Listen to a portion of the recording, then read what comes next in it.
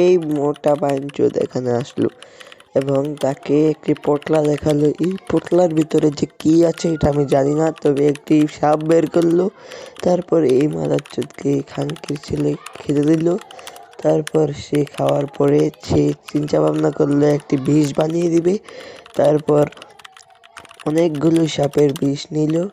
তারপর এই মাদারচোদ অজগরের বিষ, অ্যানাকোন্ডার বিষ এবং ডাইনোসরের বিষ দিল। তারপর এগুলোকে একসাথে আচির বিষের সাথে মিশিয়ে এগুলোকে একটা মেশিনে দিল এবং এই বাইঞ্চোদ এটার বোতলের ভিতরে ঢুকালো এবং তার মুখটা লাগিয়ে দিল। তারপর এই বাইঞ্চোদকে খেতে দেওয়া হলো।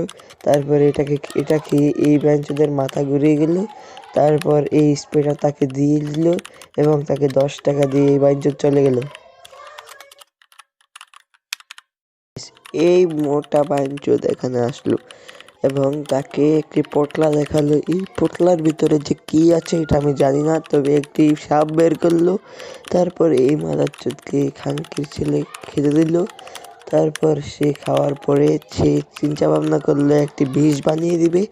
তারপর অনেকগুলো সাপের বিষ নিল। তারপর এই মাদারচোদ অজগরের বিষ, অ্যানাকোন্ডার বিষ এবং ডাইনোসরের বিষ দিল।